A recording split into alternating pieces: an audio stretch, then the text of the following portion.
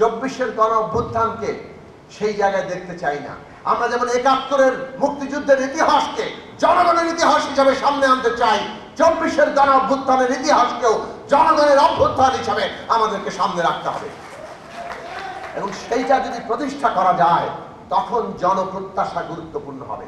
মনে রাখবেন, ইতিহাস কেউ যদি দখল করতে পারে তখন সেই শক্তি রাজনৈতিক সমস্ত ক্ষমতাকেও দখল করতে পারে।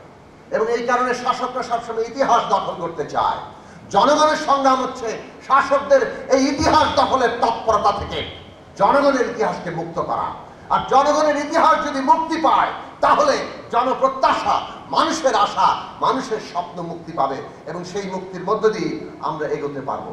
কথা সংক্ষেপ করি, বাংলাদেশের মানুষ 71 সালে যে স্বপ্ন দেখেছিল সাম্য, মানবিক মর্যাদা, সামাজিক সুবিচার, আজকেও 90-এ সে আকাঙ্ক্ষা প্রকাশিত হয়েছে, 24-এও সেই আকাঙ্ক্ষা প্রকাশিত হয়েছে।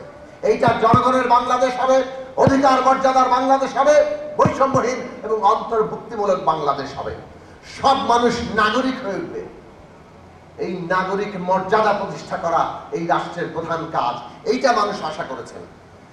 এই মানুষ আশা করেছেন যে ক্ষমতা ব্যবহার করে কেউ আর সমস্ত কিছু দখল, লুটপাট করে নিতে পারবে না, বিদেশে টাকা পাচার করতে পারবে না। ক্ষমতা ব্যবহার করে এই দেশের মানুষের অধিকার, মর্যাদাকে কেউ ভুলণ্ঠিত করতে পারবে না।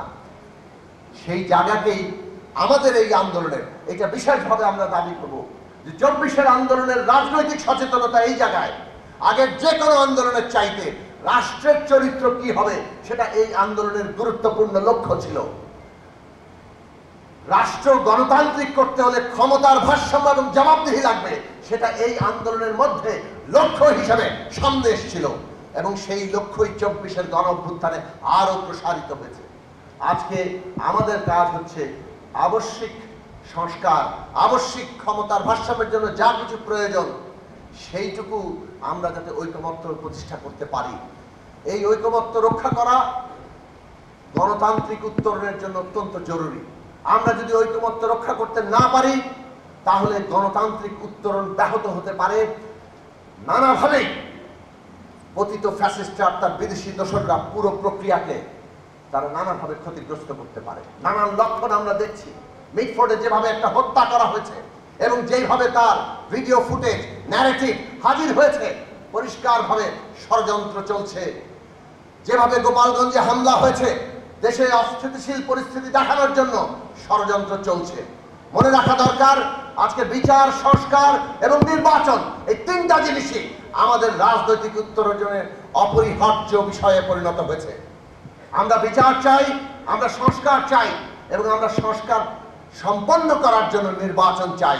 নির্বাচন ছাড়া সংস্কার সম্পন্ন হবে না, জনগণের অংশগ্রহণ ছাড়া সংস্কার সম্পন্ন হবে না। কাজেই কোনোভাবে নির্বাচনকে ব্যাহত করার চেষ্টা আসলে বিচার এবং সংস্কারকেও ব্যাহত করার চেষ্টা।